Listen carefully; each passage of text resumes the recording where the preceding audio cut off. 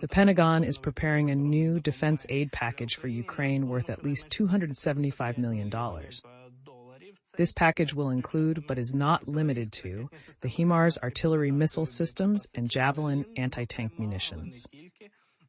It has not been disclosed what kind of missile systems we will receive for the HIMARS, which, by the way, may include ATACMS missiles launched from the respective platforms.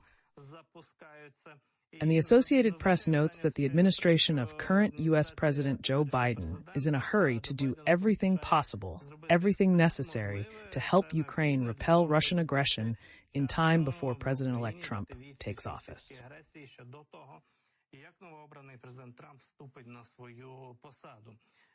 Associated Press journalists wrote, "The latest tranche of weapons comes amid growing concerns about the escalation of the conflict, when both sides are trying to gain any advantage on the battlefield that they can use if Trump demands a quick end to the war, as he has promised to do. We know that President Biden's administration has become very active, and they are taking unprecedented steps, including allowing Ukraine to strike Russia with long-range ATACMS weapons and the transfer of anti-personnel mines, which has already been reported by American journalism. We have never seen this from Biden before, and did not even expect him to take such steps. According to American officials, the weapons in the new defense assistance package include air defense systems, HIMARS artillery missile systems, and 105mm and 155mm artillery shells, which are the usual calibers that our American partners provide us with. Javelin anti-tank ammunition, other equipment.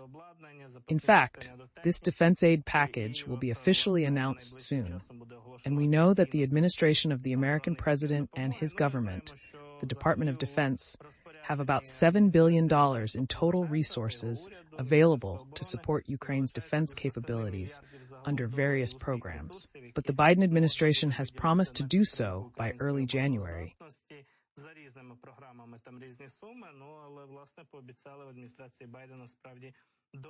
Before Donald Trump's inauguration, to use all these resources in favor of Ukraine and not to waste a single dollar in this regard.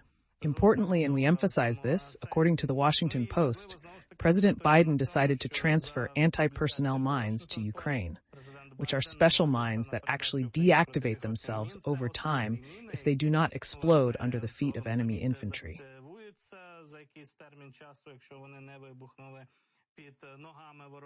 These anti-personnel mines have a special feature, a fuse, so that they do not pose a threat to the civilian population for years.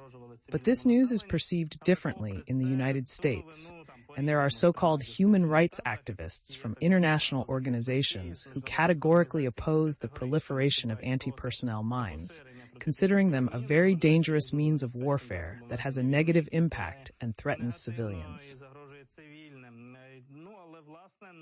But the U.S. administration took this step to strengthen the defense of Ukrainian troops and deter the Russian offensive, as the U.S. authorities are now very concerned about the Russian advance in recent weeks and months, in the Donetsk region in particular.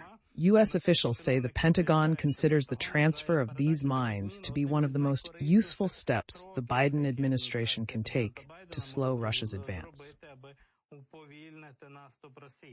According to one of the officials, along with other delivered ammunition, these mines will contribute to more effective defense of the Ukrainian army. The Washington Post's interlocutors also note that the United States will transfer unstable mines, which become inactive over a period of time, to Ukraine a few weeks or months after they are laid, reducing their danger to civilians.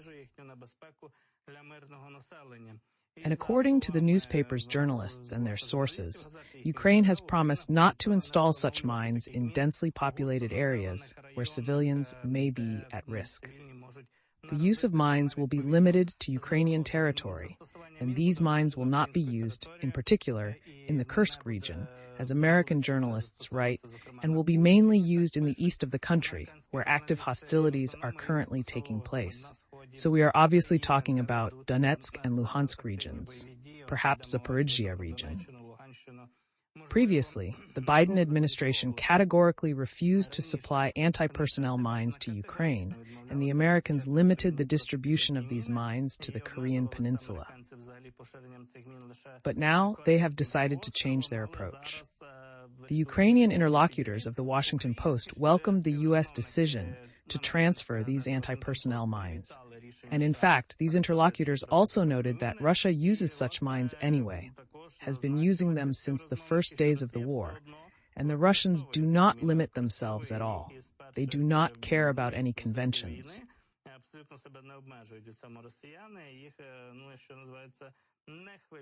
Any human rights organizations, their criticism, and so on. The only one criticizing the transfer of these mines is the Human Rights Watch organization, which, by the way, has been very ambiguous in its statements during Russia's war against Ukraine. Their Human Rights Watch representatives said that it was a shocking and destructive event that Washington decided to transfer anti-personnel mines to Ukraine.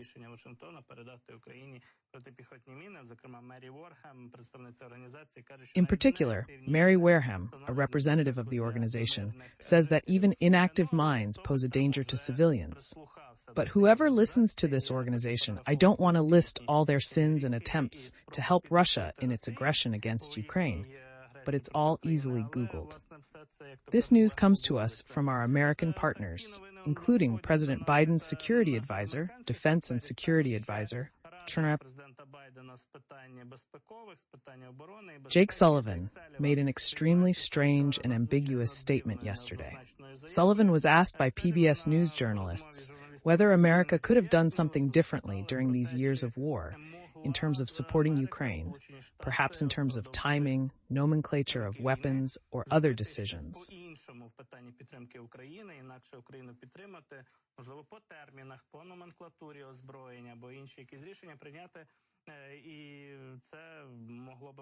And this could have a more positive effect on the current situation at the front, given that Ukraine is now losing more territory than ever before in these years.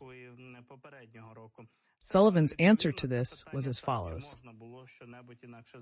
He noted that the United States has provided Ukraine with tanks and approved the transfer of F-16 fighters, but the United States has not directly transferred any F-16 aircraft to Ukraine. They only gave their consent for the European countries to prepare these fighters and hand them over to Ukraine. They actually handed over about 30 Abrams tanks, and they dragged their feet for as long as possible, arguing with Scholz about who would be the first to hand over tanks to Ukraine, until the UK handed over the Challengers and somehow resolved this dispute. But only then, much later, did President Biden agree to hand over the Abrams to Ukraine. And the first 10 Abrams traveled for many, many months. Nevertheless, Sullivan said that we did everything we could.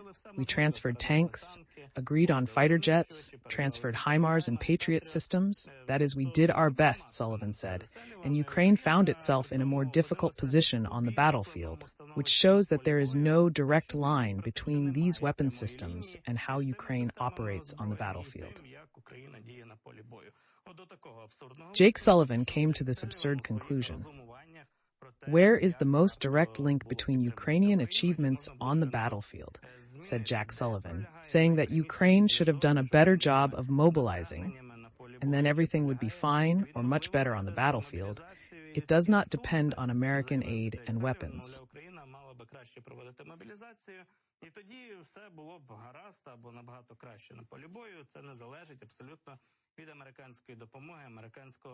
Sullivan does not believe that if Ukraine had received permission to use any weapons systems earlier, it would have had a significant impact on the battlefield.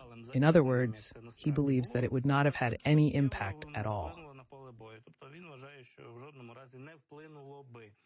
Did we see a noticeable difference after providing tanks to Ukraine? Sullivan asks, similarly, have we noticed a big difference in the use of fighter jets? We believe that no single weapon system is decisive in this battle. It's about human resources. And we think Ukraine needed to do more to strengthen its position in terms of the number of forces it has on the front line, said the U.S. presidential security advisor. Absolutely manipulative answer. I will allow myself to comment on this remark of Sullivan's, because indeed, although there is no Wunderwaffen,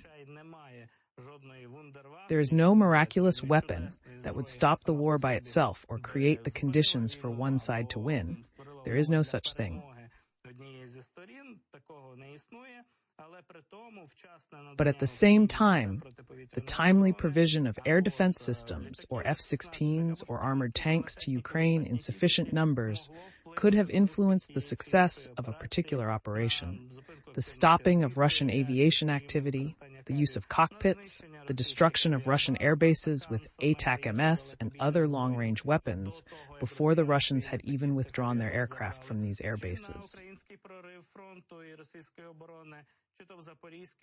If the Russians had not had time to dig in, concrete the area, and build a network of dugouts and underground shelters, and Ukraine had received the tanks before the counteroffensive on time, not with a several-month delay, as it actually happened. Jake Sullivan is silent on all this. He completely forgets about all these twists and turns and the circumstances in which Ukraine planned its operations and countered the enemy. At the end of his career, he is now trying to create the impression that he, personally, and President Biden's administration did everything possible and necessary for Ukraine to ensure our victory, but that Ukrainians did not use it. For some reason, they did not mobilize properly, made some other mistakes, and that the blame lies on the Ukrainian side, while everyone in the White House is wearing white coats at this time.